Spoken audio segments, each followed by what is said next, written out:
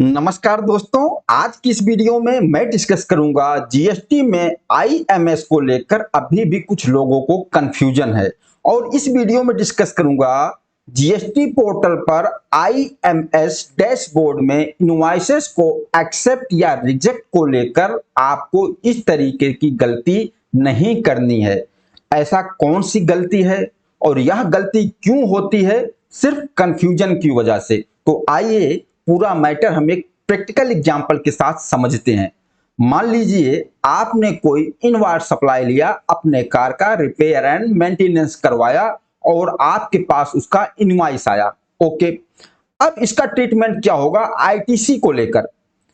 हमने repair and maintenance car का करवाया, उस पर जो खर्चा हुआ, जो जीएसटी पेमेंट किया, हम सबको पता है कि यह हमारी ब्लोड क्रेडिट में आएगा। मतलब इसका आईटीसी हमें क्लेम नहीं करना है या पूरा का पूरा हमारा खर्चा में जाएगा। ठीक है, लेकिन क्या होता है, अब हमारे सप्लायर ने, मान लीजिए सप्लायर ने अपना जीएसटी R1 फाइल किया और वह टैक्स इनवॉइस था 50,000, उस पर 9% जीएसटी लगा था 9,000।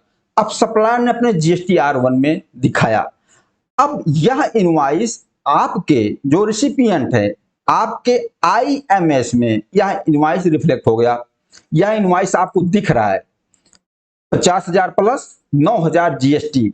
लेकिन आपके दिमाग में क्या आता है कि यह 9,000 की जो आईटीसी हमारे आईएमएस में आ रही है, इसको तो हमें क्लेम ही नहीं करना है, इस आईटीसी को हमें लेना ही नहीं है, क्योंकि आपने अपने बुक्स का अकाउंट में उस इनवॉइस की एंट्री किया होगा, पूरा का पूरा खर्चे में डाल दिया होगा, तो आपने आईटीसी किताब में लिया नहीं और यह इनवॉइस आपके आईएमएस में 2B में रिफ्लेक्ट हो रहा है, जिसमें 9,000 की आईटीसी है।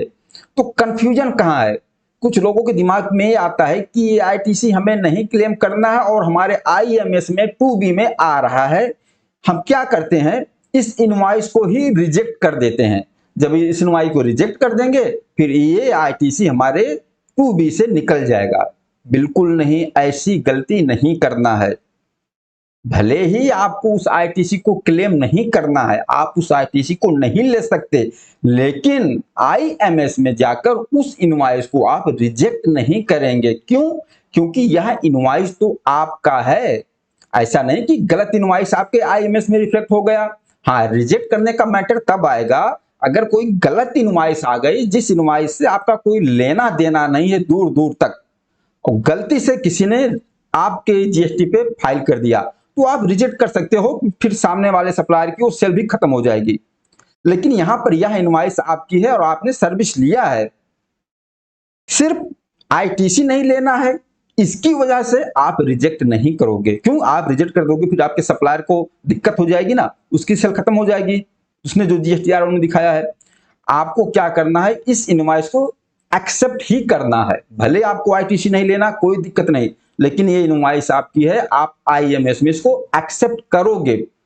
एक्सेप्ट करोगे, क्या होगा, वह 9,000 की आईटीसी आपके 2B में आएगा और 2B में आएगा और आईटीसी आपके टोटल 3B में भी आएगा, टोटल आईटीसी में।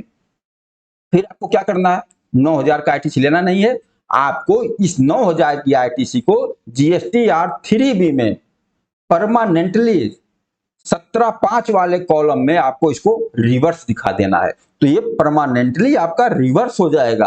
आप इसको क्लेम नहीं कर रहे हो, आप इसको रिवर्स कर दे रहे हो अपने जीएसटी R3B में। इस 9,000 को आप रिवर्स दिखा दोगे, लेकिन आपको रिजेक्ट नहीं करना है। ये कंफ्यूजन था, कुछ लोगों के दिमाग में ये चीज आई थी। उन्होंने बोला था कि जो आईटीसी हमें नहीं लेना है तो हम उसको आईएमएस में रिजेक्ट ही कर देते हैं। नहीं, ऐसा आपको नहीं करना है। इनवॉइस की आईटीसी आपको भले नहीं लेना है, ब्लोड क्रेडिट है, उसको आप एक्सेप्ट करोगे और उस आईटीसी को 3B में रिवर्स करोगे। ओके, बस ये छोटा सा डिस्कशन था दोस्तों। आपको यह वीडियो कैसे लगी जरूर बताना, और जीएसटी से रिलेटेड, अकाउंटिंग से रिलेटेड प्रैक्टिकल वीडियो चैनल पर बहुत से अपलोडेड हैं और इसी तरीके से नए वीडियो भी इस चैनल पर आते रहेंगे। नमस्कार, धन्यवाद।